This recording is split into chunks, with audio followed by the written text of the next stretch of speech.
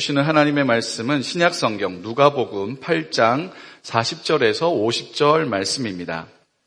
누가복음 8장 40절에서 50절 말씀 저와 한 절씩 교독하도록 하겠습니다. 예수께서 돌아오심에 무리가 환영하니 이는 다 기다렸음이러라.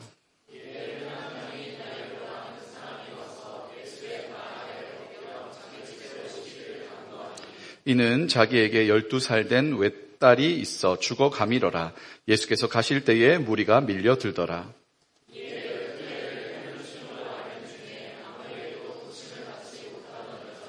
예수의 뒤로 와서 그의 옷가에 손을 대니 혈루증이 즉시 그쳤더라.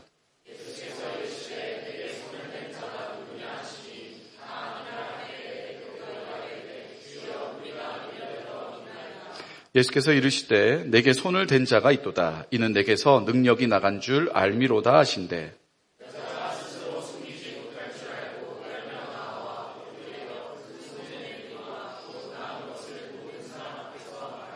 예수께서 이르시되 딸아 내 믿음이 너를 구원하였으니 평안히 가라 하시더라.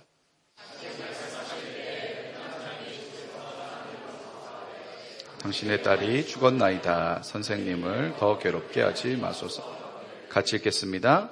예수께서 들으시고 이르시되 두려워하지 말고 믿기만 하라. 그리하면 딸이 구원을 얻으리라 하시고 아멘. 네, 자리에 앉으시고요. 우리 지난 시즌이라고 해봤자 지난주죠. 4주에 걸쳐서 게이지 시즌을 했습니다. 예술 작품, 그림이나 조각을 보면서 거기 안에 담겨 있었던 성경의 메시지를 좀 살펴보고 또 우리의 삶으로 어떻게 그것을 소화할 것인가에 대한 이야기를 나눴죠. 그때 렘브란트의 풍랑이는 바다, 그러니까 갈릴리 바다의 폭풍이라는 작품을 우리 함께 보았습니다. 네, 그 풍랑이는 바다의 장면에 이어서 등장하는 본문이 바로 오늘 본문이에요. 예수께서 바람과 바다를 잔잔하게 하신 다음에 그들이 계속 항해를 해서 나아갑니다.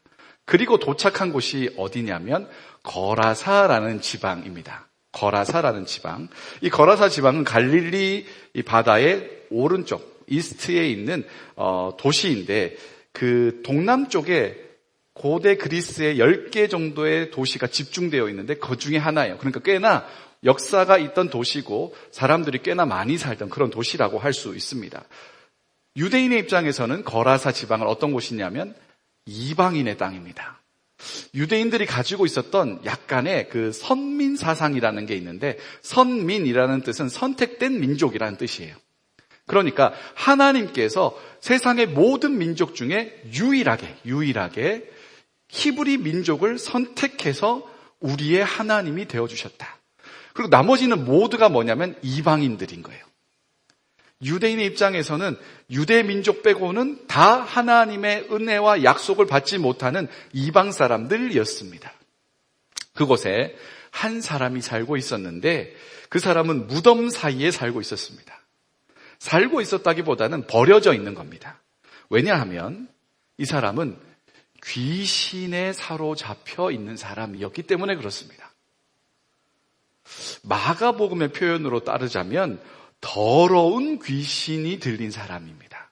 그런데 누가의 표현으로 하자면 군대 귀신 들린 사람이었습니다. 자, 이 사람은 쇠사슬에 이렇게 묶여 있었거든요. 왜냐하면 이 사람이 자꾸 사람들을 괴롭게 하고 자기를 괴롭게 하기 때문에 그렇습니다. 이 귀신의 지배를 받는 사람들이 인간이 가지고 있었던 물리적인 한계를 초월해서 쇠사슬을 막 끊어버려요. 그리고는 자기를 자해하기 시작합니다. 이 사람이 뭘 하냐면 밤이나 낮이나 무덤에서 사람들이 듣기 힘들 정도의 괴성을 막 지릅니다. 돌로 자기의 몸을 막 해칩니다. 이 장면은 유대인들의 시각으로서 볼 때는 아주 불편하고 불편한 장면입니다. 왜냐하면 기본적으로 이방인의 땅에 살고 있는 한 사람이 귀신에 들려가지고 사로잡혀 있는데 자기 몸을 돌로 막 찢고 해야 하는 그 광경. 그러니까 유대인의 입장에서 봤을 때 이 거라사 군대 귀신 들린 사람은 부정한 것의 결정체 정도 되는 사람입니다. 가까이 가기도 싫고 만지기도 싫고 대화하고도 싶지 않은 그런 사람. 유대인들에게 무덤은 부정한 곳이었습니다. 왜냐하면 죽은 사람의 뼈가 있다는 거, 그걸 터치한다는 건 부정하다고 보았거든요. 근데 그 사람 거기서 살아요. 자기 몸을 해친다고 했을 때 영어로 보면 커팅이거든요. 커팅, 자르는 거. 몸으로 막 자기를 긁어내요. 피가 막 나오겠죠. 끔찍한 광경입니다. 한번 상상을 해볼까요?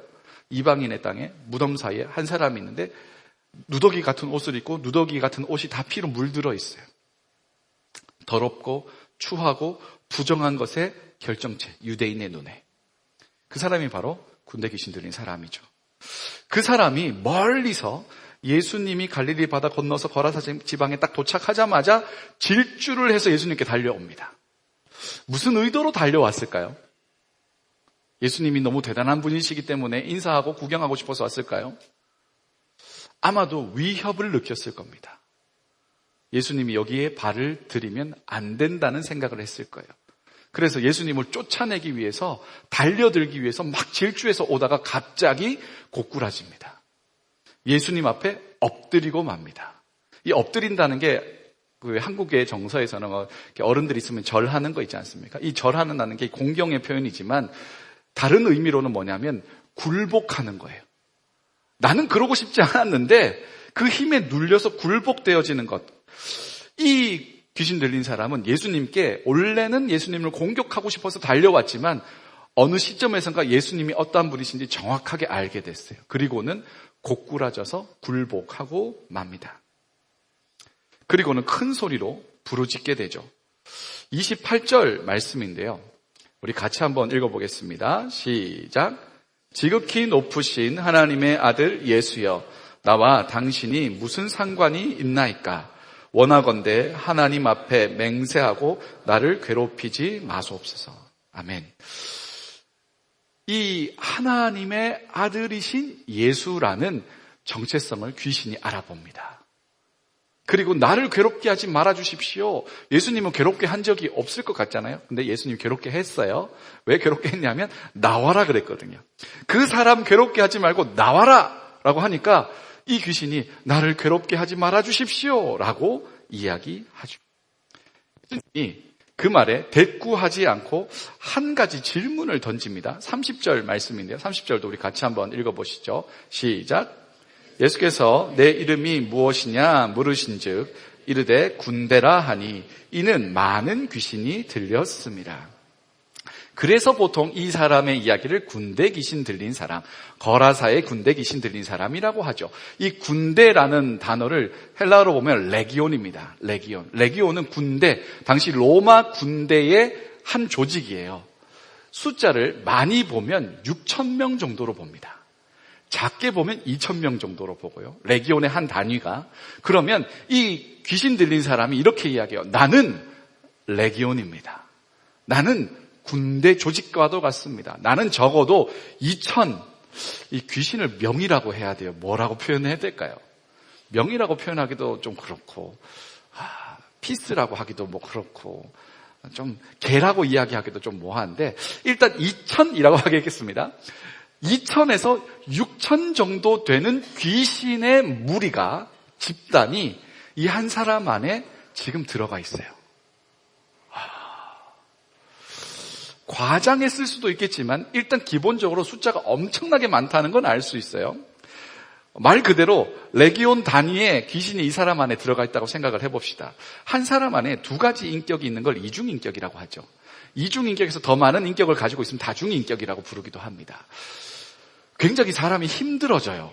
왜냐하면 한 가지 생각과 가치관을 가지고 살아가는 것도 어려운데 이럴 땐 이런 인격, 저럴 땐 저런 인격으로 살아가다 보면 감정과 생각과 마음이 상하기 마련입니다. 그런데 그것보다 엄청난 숫자의 귀신이 이 사람을 지배한다고 생각해 보세요.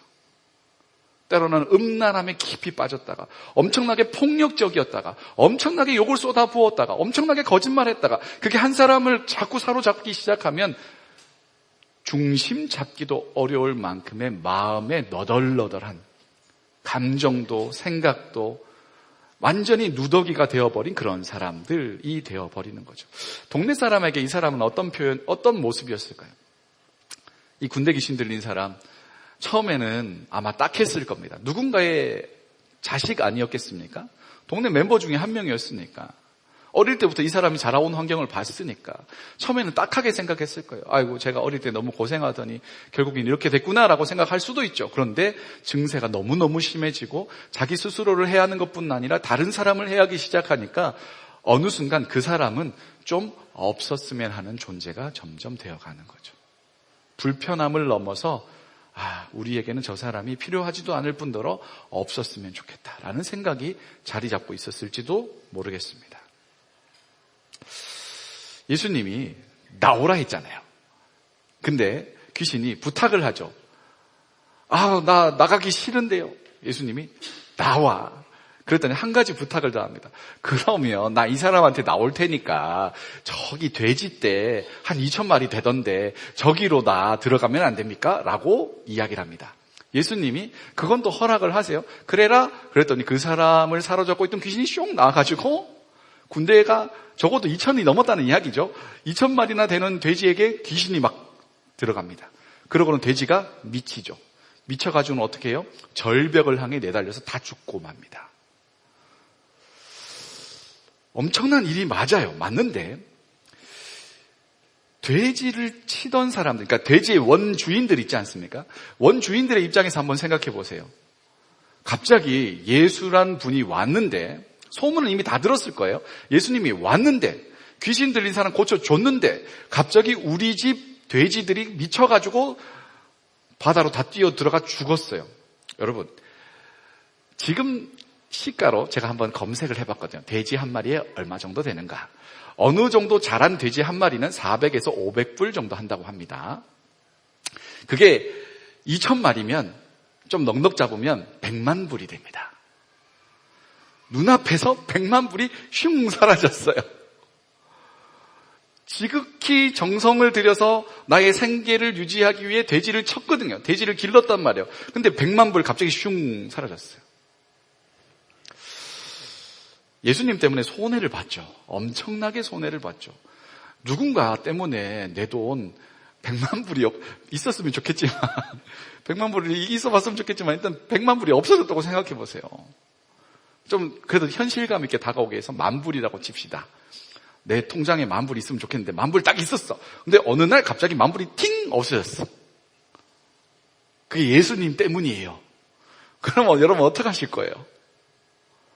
일단 이제 기도를 빙자한 이제 압박을 하겠죠. 예수님 똑똑똑 계세요?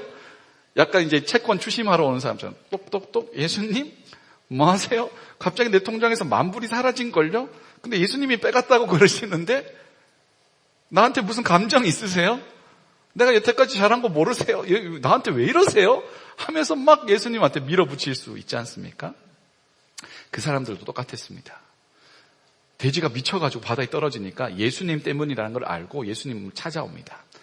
주인이 한 명이었을지 몇 명이었을지 모르겠지만 엄청 집단으로 예수님을 찾아와가지고는 압박하는 거예요. 예수님, 당신 때문에 우리가 얼마나 많은 손해를 본 줄 아십니까? 내가 지금 좋은 말로 할 테니까 가세요.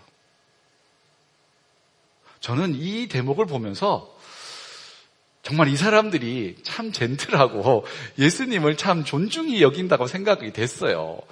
왜냐면 100만 불인데 그거 없는데 예수님한테 뭔가 책임을 물어보지 않고 막 따지지 않고 예수님 가십시오.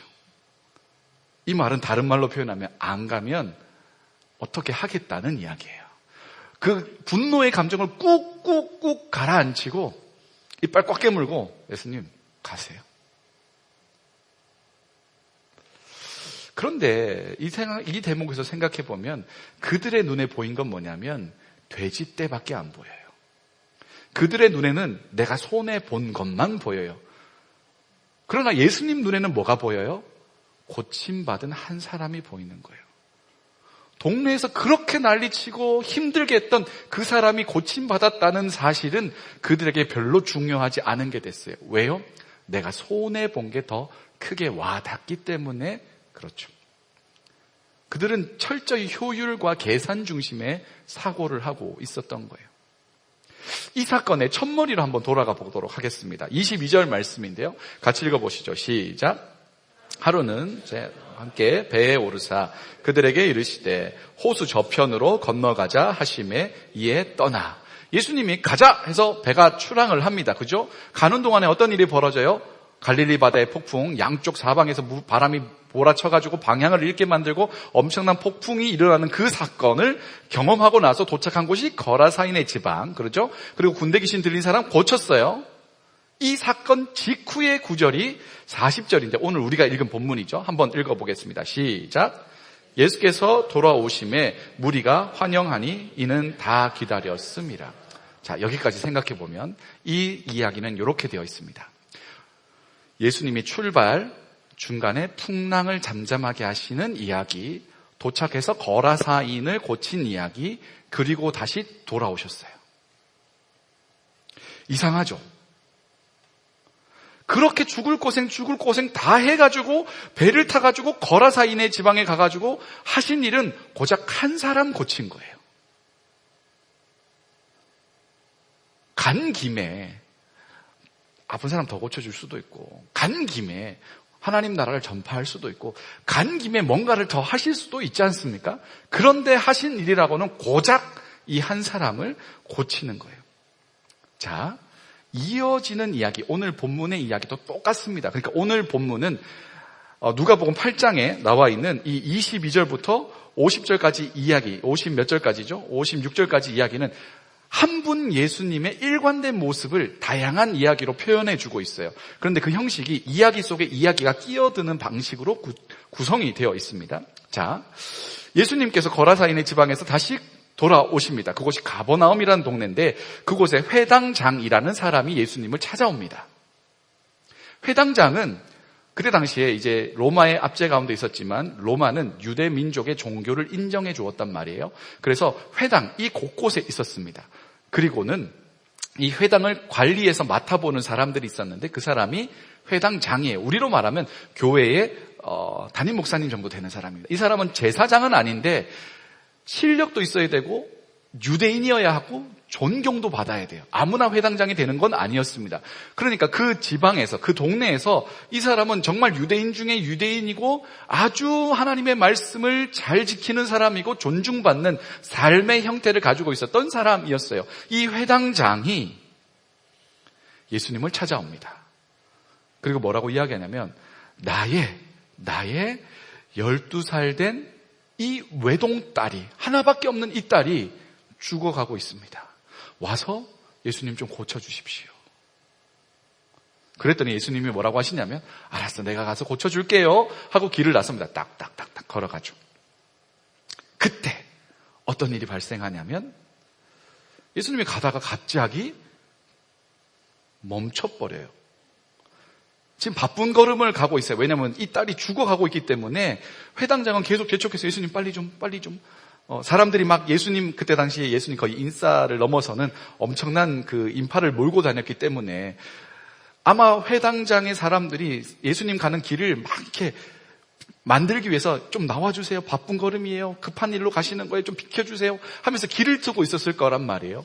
그런데 그런 바쁜 걸음 중에 예수님이 갑자기 멈추는 거예요. 그리고 이야기를 하시죠. 45절 말씀입니다. 45절 같이 읽겠습니다. 시작. 예수께서 이르시되 내게 손을 댄 자가 누구냐 하시니 다 아니라 할 때에 베드로가 이르되 주여 무리가 밀려들어 미나이다. 아멘. 베드로의 말이 뭐냐면 예수님, 지금 주변에 사람이 엄청나게 많은 거 안 보이세요? 지금도 사람들이 예수님 막 이렇게 밀고 있잖아요. 예수님 만나고 싶어서 가까이 막 몰려들고 있잖아요. 예수님 왜 그러세요? 지금 바쁜 걸음 재촉하고 있는데 가던 길 멈추는 것도 모자라서 누가 나를 미느냐 이렇게 얘기하시면 할 말이 없지 않습니까? 라고 이야기를 하는 거예요. 그때 예수님이 뭐라고 하시냐면 아니다. 나의 능력이 나갔다. 자, 이거 한번 생각해 보죠. 예수님의 능력이, 치유하시는 능력이 나갔다라는 표현은 조금 오해할 만한 요지가 있습니다. 뭐 예수님이 이 세니타이저도 아니고, 예? 갖다 대면 찍 하고 소독약 나오는 것도 아니고, 예수님 옷자락 믿음으로 딱 만지면 다 낫습니까? 예수님도 모르게, 예수님이 원한 게 아닌데, 예수님 옷자락 딱 잡으면 바로 치유되고 이러냐고요? 아니라고요. 예수님의 표현은 내 능력이 나갔다라고 표현했지만, 그건 예수님이 허락하셨기 때문에 그런 거예요. 예수님은 알고 있습니다. 한 여인이 믿음으로 나의 옷자락만 만지더라도 치유될 것이라는 믿음으로 만졌다는 걸 예수님은 아셨고, 그것에 대해서 그 간절한 믿음에 응답해 주셨습니다. 고침받게 능력을 보내주신 거죠. 그리고 그 여인은 낫게 됩니다. 그때 예수님께서 이렇게 이야기를 하시죠. 48절 말씀인데요. 같이 읽겠습니다. 시작. 예수께서 이르시되 딸아 내 믿음이 너를 구원하였으니 평안히 가라 하시더라. 자, 누가 내 옷에 손을 대었는가? 누가 내 옷에 손을 대었어? 라고 할 때 베드로가 막 아니에요. 예수님 눈치도 없으셔. 지금 바쁜 걸음 하시는데 왜 그러시는 거예요? 그랬대 한 여인이 대답을 합니다. 접니다. 제가 예수님의 옷에 손을 대었습니다. 라고 이야기를 해요. 여인이 자기 이야기를 막 이제 하는 거죠. 이 마가복음이나 이런 다른 구절에 보면 이 여인이 가던 길을 예수님 자기 때문에 멈췄잖아요. 멈추고 나서 구구절절 다 이야기합니다. 나는 혈루증 앓는 여인이었는데 이 병을 고치기 위해서 온 사방을 다 둘러다니면서 의사들을 만나고 다 했는데 나의 수치스러움은 다 모아놓고는 고치지도 못하고 내 가족들도 내 재산도 다 없어져 버리고 나는 이제 완전 희망과 소망이 없어져 버린 사람이 되었습니다. 그런데 예수님이 지나가신다는 소리를 듣자 믿음으로 저분의 옷자락만이라도 만지면 나는 고침을 받을 수 있을 것이라고 믿고 예수님을 만졌더니 나음을 받았습니다. 라고 이야기를 하죠. 예수님이 이야기합니다. 딸아, 내 믿음이 너를 구원하였으니 평안히 가라. 라고 할 때, 이 말을 하고 있을 때 제일 답답한 사람이 누구예요? 회당장이죠, 회당장. 왜냐하면 예수님은 빨리 가서 내 딸을 고쳐줘야 되는데 누가 갑자기 끼어든 거예요. 아니, 번호표 뽑고 기다려야지. 내 딸 고치고 난 다음에 이 여자 고쳐주면 될 텐데 예수님은 선후 관계도 없고 선착순의 논리도 모르고 먼저 요청한 사람 먼저 들어주기를 해야지 왜 가던 길 멈춰가지고 이렇게 시간을 지체하는 겁니까? 라며 답답하고 있을 그때 진짜 회당장 야이로의 집에서 종들이 옵니다. 그리고는 이야기하죠. 선생님, 주인님, 당신의 12살 된 외동딸이 죽었습니다. 그러니 선생님 헛걸음 하시게 하지 말고 돌려보내시죠. 하늘이 무너지는 소리죠. 내가 사랑하는 유일한 딸인 이 소녀, 내 딸이 죽었어요. 왜 죽었어요? 이 여인이 끼어들어서. 이 여인만 아니었으면 이 딸은 살 수도 있었을 거예요. 나의 신라 같은 희망의 촛불을 이 여인이 싹 꺼버리고 자기는 고침을 받았어요. 야이로의 마음이 어떨까요? 이 여인을 바라보는 야이로의 마음은 어떨까요? 이 여인의 고침받음을 축하해 줄 수 있을까요? 이 여인이 잘된 일에 대해서 정말 오랫동안 고생하셨는데 이제 그것에 대해서 자유하게 됐으니 참 좋은 일입니다. 라고 축하해 줄 수 있을까요? 못하죠. 저도 못할 것 같은데요. 저 여자만 아니었다면 더 심한 말이 나올 수도 있었겠죠. 저 사람만 아니었다면 내 딸은 나을 수 있었을 텐데. 그리고 원망이 예수님께로 향할 수도 있지 않겠습니까? 예수님 진짜 그렇게 안 봤는데, 내가 회당장인데, 내가 직접 와서 예수님 모셔가고 있었는데 나를 봐서라도 좀 빨리 좀 가주시지. 굳이 왜 이렇게? 때로는 우리가 우리의 타이밍이 정말 최악의 타이밍을 만날 때 그런 이야기 속으로 많이 하잖아요. 진짜 5분만 빨리 나올 걸. 5분만 천천히 나올 걸. 엄마가 뭐라 했을 때 그 말 듣고 나올 걸. 그런 핑계와 원망과 분노가 막 표출되고 있는 그런 상황.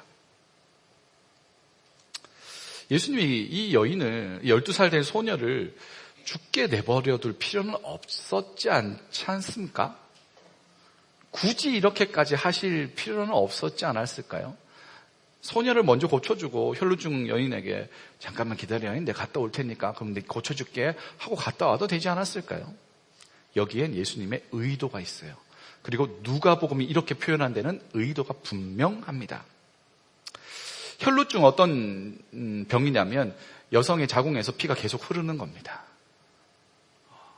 근데 율법으로 따지면 여성이 이 하혈을 하는 동안에 부정하다고 표현합니다. 그러니까 이 여성은 하혈하는 이 병이 있는 동안 계속 부정한 상태로 있어요. 그녀가 지나다닌 길이 부정하고요. 그녀가 만진 모든 것이 부정합니다. 그러니까 그녀는 그 율법의 틀 안에서 가장 부정한 사람이 되어 있습니다. 그러니까 거라사 지방의 군대 귀신하고 비슷하죠. 거의 비슷한 모티브로 이야기가 반복되고 있는 거예요. 다른 모드로. 이 부정한 여인이 고침을 받았어요. 근데 생각해 보세요. 이 여인이 자신이 혈루증이라고 알려줬을 때, 나는 혈루증을 앓고 있었던 사람인데요, 예수님이 고쳐주셨습니다 라고 말할 때 그 주변에 있는 사람들의 반응은 어땠을까요? 축하해 막 이랬을까요? 전혀. 혈루증이라는 말을 듣자마자 알러지 반응이 일어나죠.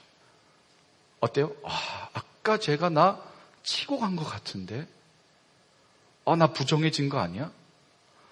아까 이 여인이 지나간 길을 내가 밟았던 것 같은데 나 부정해진 거 아니야? 나도 모르는 사이에 이 사람이 나를 스치고 지나간 게 아니야? 라며 아마 그 여인 중심으로 반경 한 4, 5m는 확 거리를 두었을 겁니다.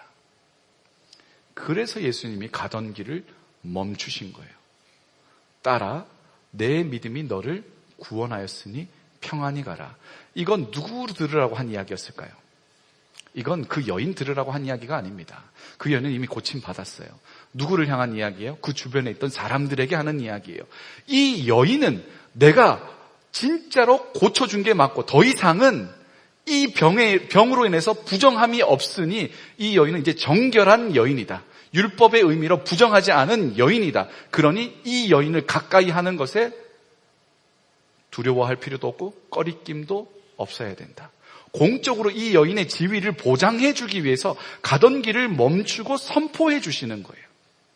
그 이야기를 들은 사람들 중에 예수님을 존중하는 사람이 있었다면 대부분 존중했으니까 그 이야기처럼 이 여인은 이제 고침을 받았고 더 이상 우리가 격리하거나 축출하거나 가까이 하지 못할 사람이 아니라 이제 우리와 여전히 하나인 존재로 받아들여질 수 있도록 예수님이 그렇게 공식적인 선포를 해 주셨다는 거예요. 이 여인의 몸이 낫는 것도 너무 중요하지만 이 여인에게 있어서 온전한 회복은 뭐예요? 그 공동체의 구성원으로 받아들여지는 거예요. 그 상황에서 누군가 한 명이라도 그냥 예수님이 선포해 주지 않고 그냥 가셨는데 이 여인은 고침을 받았는데 누구 한 명이라도 아니야 너는 혈루증 앓던 여인이잖아 라고 하는 순간 다시 이 여인은 고침받았음에도 불구하고 사회에서 배척당하는 존재가 되거든요. 그러니까 예수님께서 공식적으로 선언을 해주는 거예요. 다시는 이 여인이 부정하다고 말하지 말아라. 이 여인은 이제 깨끗한 여인이다. 딸아라는 말이 굉장히 사랑과 애정을 많이 담은 표현이에요.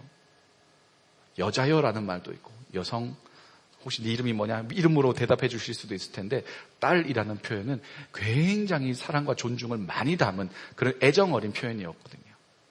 자, 풍랑이는 바다에 그 부정함의 결정체인 거라사인의 지방에 군대 귀신 들린 사람을 고치는 이야기 속에 이야기가 끼어있죠. 또 혈루증을 앓는 여인이 야이로의 딸을 고치러 가는 그 상황 속에 끼어든 이야기, 누가는 똑같은 이야기를 계속합니다. 무엇이냐면 예수님은 한 사람을 위해서 자신의 모든 것을 주실 수 있는 분이라는 겁니다. 군대 귀신 들린 사람 한 사람을 위해 예수님은 풍랑이는 바다를 건너가시는 분입니다.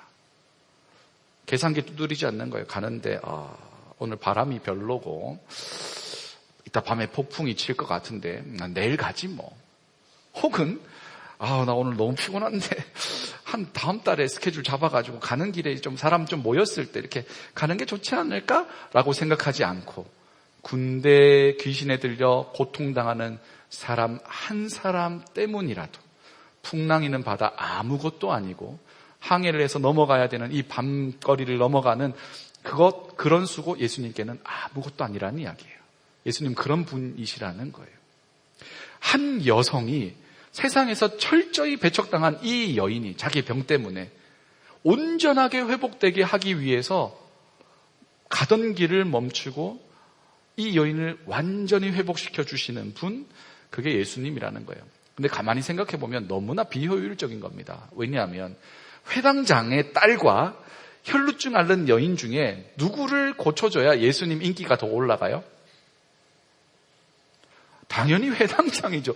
그 회당에 예배 드리는 사람이 얼마나 많겠어요. 딱 가가지고 멋지게 딱 딸이 어디 있어? 아이구나. 자, 나 예술한다. 나는 굉장히 능력이 많아요.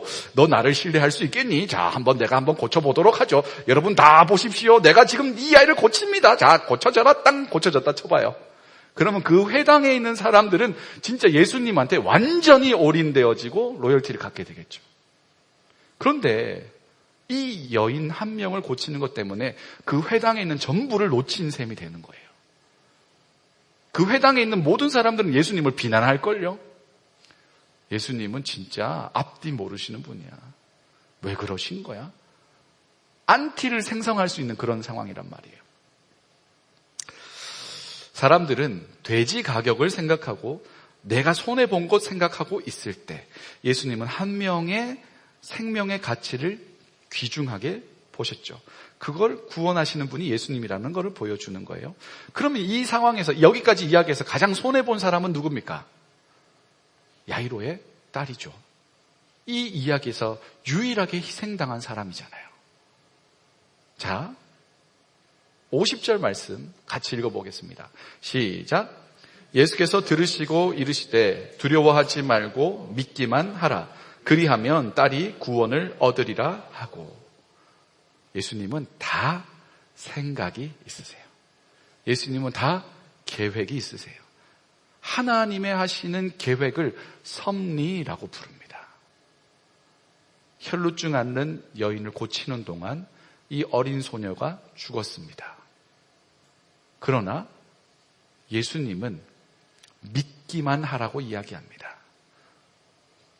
그 회당장의 집으로 가요. 회당장의 마음은 어땠을까요, 여러분? 그 길을 가는 동안에 회당장. 내 딸이 죽었다는 소식을 이미 들었고 예수님이 그 죽은 딸을 향해 갈 때 회당장의 마음은 어땠을까요? 되게 양쪽 감정, 이거를 양가 감정이라고 하잖아요. 예수님이 그런 말 할 때는 뭔가 하실 무엇이 있겠지라는 기대함과 동시에 그런데 내 딸은 죽어버렸는 걸 하는 이 실망과 슬픔의 마음이 그 회당장 가운데 같이 막 있었을 거란 말이에요. 예수님이 그 집에 딱 도착합니다. 사람들이 죽었습니다. 예수님 뭘 하실 수 있습니까? 이 딸은 먼저 죽었다고요. 라고 할 때 예수님이 뭐라고 하시냐면 죽은 것이 아니라 잔다. 사람들이 비웃습니다, 속으로. 지가 뭐라고. 일찍 와서 고치기나 하지. 라고 할 때 예수님이 그 소녀에게 딱 합니다. 손을 잡아 일으키면서 이야기하시죠. 달리다쿰. 아람어인데 내가 내게 말하노니 소녀야 일어나라 라는 뜻이에요. 내가 내게 말한다. 소녀야 일어나라. 그랬더니 죽은 아이가 살아납니다. 죽었던 생명이 부활하게 됩니다. 엄청난 사건이죠. 예수님에게는 혈루증 앓는 여인이나 이 회당장 야이로의 딸이나 같은 생명이에요. 유대인에게나 이방인에게나 예수님을 잘 따르는 사람에게나 군대 귀신 들리는 사람이나 예수님 보시기에는 모두가 한 생명입니다. 그리고 예수님은 그 모두를 고치실 수 있는 능력이 있으신 분이십니다. 예수님이 다 계획이 있어서 너무 다행이다 싶습니다. 만약에 회당장 야이로를 찾아가가지고 소녀야 내가 내게 명하노니 일어나라. 근데 안 일어나. 그러면 진짜 큰일 나잖아요. 근데 예수님이 그럴 능력을 가지고 계셨고 예수님은 이미 그것에 대한 섭리를 가지고 계셨습니다. 예수님은 한 생명을 위해 자신의 모든 걸 쏟아 부으실 수 있는 분입니다. 예수님은 온 인류가 아니라 이 세상에 나 혼자 있을지라도 나를 위해 이 땅에 오셔서 십자가 지고 죽으셨을 겁니다. 예수님은 효율 가지고 일하시는 분이 아니라 한 생명의 가치를 가지고 일하시는 분이기 때문에 그렇습니다. 예수님의 사랑은 그래서 때로는 무모하고 그리고 너무 이 시대의 관점으로 봤을 때는 너무 효율이 없는 분이십니다. 그런데 그 효율 없는 사랑 때문에 우리가 구원받았습니다. 효율적으로 예수님이 구원을 하신다면 이렇게 했죠. 자, 나 믿을 사람 손 들어봐라. 쫙 손 들어. 너는 인플루언서구나. 인스타에서 활약을 많이 하고 있더라. 그럼 내가 너를 먼저 고치면 인스타에서 엄청나게 사람들이 나를 따르겠지? 하며 그 사람을 고쳐주신 게 아니라고요. 가난하고 힘없고 연약한 자라도 한 생명이면 예수님의 자신의 전부를 걸어 구원하시는 분이십니다. 우리가 구원받을 이유와 가치가 있습니까? 하나님 앞에 내세울 만한 뭔가 대단한 게 여러분 가지고 있습니까? 세상에서 볼 때 그게 대단해 보여도 하나님 앞에는 그렇게 대단하지 않은 걸 거예요. 왜 우리가 구원받았습니까? 혈루증 앓는 여인과 같은, 회당장 야이로의 딸과 같은, 거라사 지방의 군대 귀신 들린 사람 같은 우리이기 때문에 구원하셨습니다.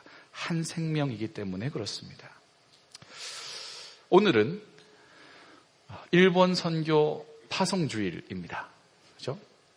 어느 신문 기사에서 본 내용인데 일본 교회를 향해서 너무 힘들다는 거예요. 저도 이제 일본 선교 제가 같이 가니까 일본에 대한 이것저것을 찾아보지 않습니까? 긍정적인 이야기는 진짜 별로 없고 다 힘들고 어렵다는 이야기만 가득가득합니다. 일본에 8,000개 정도 교회가 있는데 그중에 3분의 1이 목사님이 없습니다. 그런 교회를 무목교회라고 합니다. 목사님 없는 교회. 그런데 그 숫자가 점점 더 많아진다고 하죠. 신학생 수도 별로 없답니다. 그러니까 그 교회가 목사님으로 채워질 일이 없다는 거예요. 왜 목사님의 숫자가 적은가? 일단 기본적으로 생활이 안 됩니다. 생계가 안 됩니다. 적어도 최소한의 인원이 있어야 목사님이 거기에 풀타임으로 사역하면서 목회를 하실 수 있을 텐데 우리 그 일본 단기 선교팀이 가는 교회 교인 수는 15명에서 20명입니다.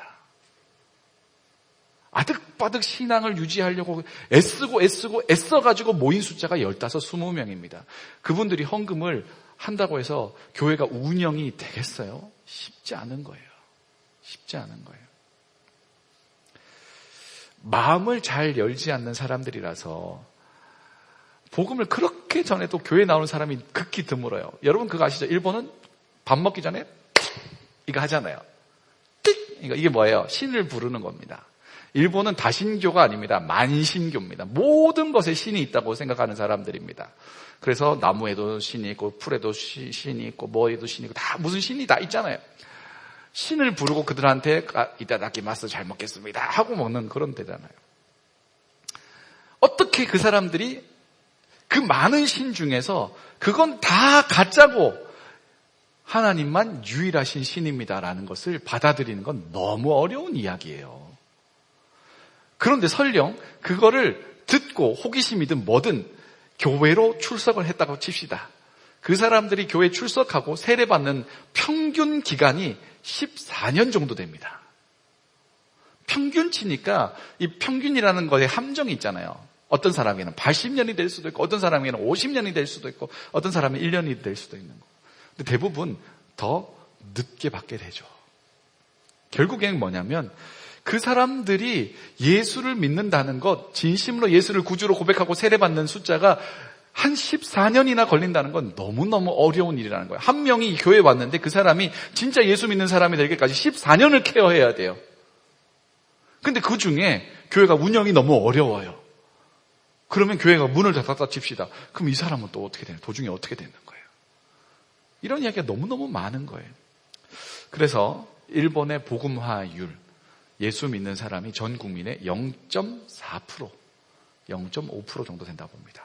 1000명 중에 4명만 예수를 믿어요. 나 빼고 내 주변에 있는 모든 사람이 예수를 안 믿어요. 내가 모든 사람들이 탁 해가지고 신을 부르고 감사의 이야기를 할 때 하나님 앞에 기도할 사람이 내 주변의 모든 사람 중에 나 혼자예요. 우리 직장에 나 혼자예요. 우리 동네에 나 혼자예요. 그게 얼마나 외롭고 힘든 일입니까? 그래서 일본을 선교사의 무덤이라고 합니다. 왜냐하면 안 들어요. 들으려고 하지 않고 들어도 예수 믿기까지 너무 오래 걸려서 힘든 거예요. 그러나 그곳에 여전히 복음을 전하고 교회를 섬기는 분들이 있습니다. 한 생명을 위해서 오랫동안 묵묵히 복음을 전하는 선교사님들과 현지 교회가 있습니다. 참 감사한 일이고, 이들은 정말 이 풍랑이는 바다를 건너 한 생명을 구하시는 예수님의 모습을 참 많이 닮았다 싶습니다. 이 한 영혼을 온전히 구원하기 위해 가던 길을 멈추고 비효율적인 방식을 선택하는 이들의 모습은 정말로 예수님을 많이 닮았다 생각이 듭니다. 그리고 그 마음으로 선교하면 좋겠습니다. 효율이 아니라 천하보다 귀한 한 생명의 가치를 소중하게 여길 수 있는 우리 공동체 선교팀이 되면 좋겠습니다. 한 생명을 살리기 위해 우리가 가용할 수 있는 모든 자원을 쏟아 부을 수 있는 결단이 우리에게 필요한 것 같습니다. 그게 진심이 될 때 야이로의 딸을 고치신 예수님처럼 하나님이 우리를 향해 계획하신 그 모든 일들이 온전하게 이루어질 줄 믿습니다. 여러분, 교회 사역이라는 것도 그렇고 선교도 그렇고 자꾸 효율을 추구하게 돼요. 그런데 그 효율로 사역이 될 것 같으면 정말 효율적으로 사역하시면 좋겠어요. 그런데 복음을 전하는 것과 공동체가 움직여지는 건 효율하고는 별로 관계가 없습니다.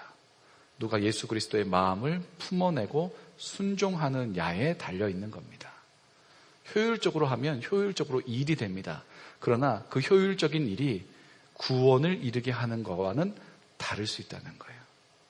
한 영혼이 구원받는 건 오직 복음밖에 없고, 복음을 전하신 예수님은 효율이 아니라 한 생명을 소중히 여기는 마음으로 사역하신 분입니다.